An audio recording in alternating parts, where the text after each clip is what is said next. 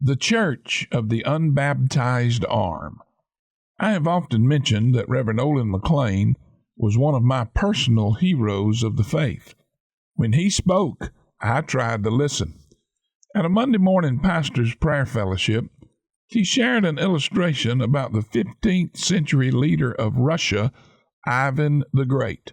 Now, keep in mind that the value of an illustration is not necessarily in its accuracy, but in the lesson it conveys. Such is the case regarding this oft-quoted illustration about Ivan.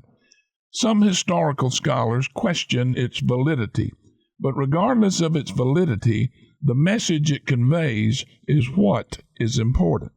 The story goes that Ivan the Great brought the warring tribes of Russia together to form a vast empire that we would know today as the old Soviet Union. He was so busy fighting and building his kingdoms that he hadn't taken time to marry. Naturally, this meant no heir to the throne. So a group of his most trusted advisors approached him regarding this issue. He told them to do the Baptist thing and form a committee. No, not really. He told them to find a suitable wife and he would marry her. The committee chose the daughter of the king of Greece. Her father was delighted and agreed to the marriage, with one stipulation. Ivan must become a member of the Greek Orthodox Church. Ivan the Great agreed, and the wedding date was set. In order to become a member of the Greek Orthodox Church, Ivan had to learn the catechisms of the church. 500 of his elite soldiers, the palace guard, ever loyal to their leader, decided they would be baptized too. So, the church dispatched a priest to teach Ivan and his soldiers the catechisms of the church.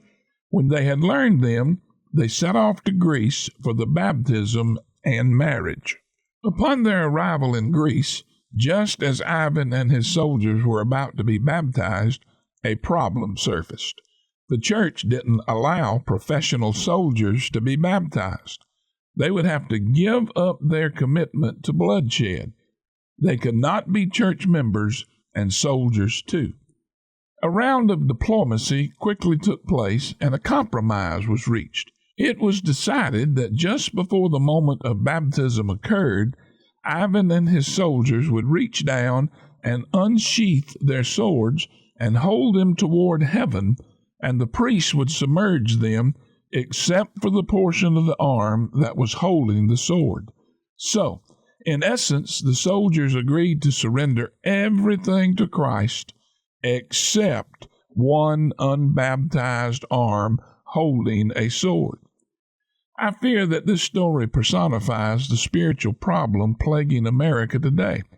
We have allowed people who are not totally surrendered to Christ to infiltrate the ranks of our churches and society, and we are allowing them to shape our moral values. Too many individuals, churches, homes, businesses, and governments are being led by people who belong to the Church of the Unbaptized Arm. They profess their loyalty to the Lord, biblical teachings, and the church, while simultaneously holding tightly to something they are unwilling to surrender. And then they demand the church to compromise. Sadly, as with Ivan and his soldiers, compromise is the order of the day. Brother Olin also told about an evangelist who came and preached a sermon on total commitment to the congregation of a small country church. The pastor, a beloved man who had served God for many years, was deeply disturbed by the sermon. That night, sleep was far from him. The next morning, his wife asked why he was so restless. He told her that he was trying to discover what it was in his life he had not totally surrendered to God. He said, "Around 3 o'clock this morning, I made peace with God when I surrendered my hound dog to him." You see, that dog and hunting was his unbaptized arm.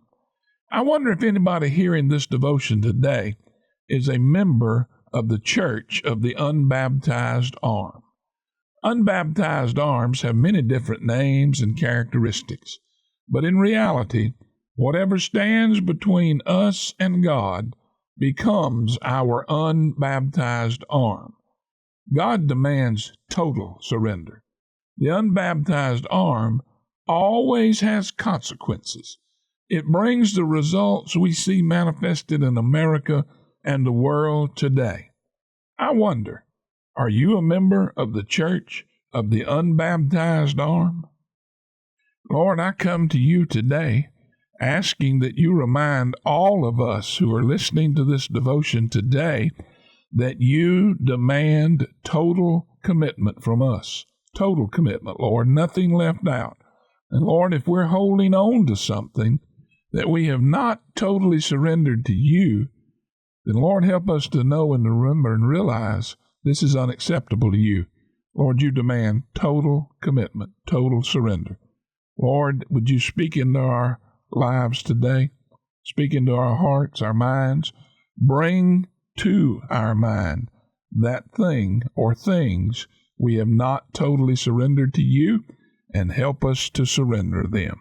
And I ask this in your name. Amen.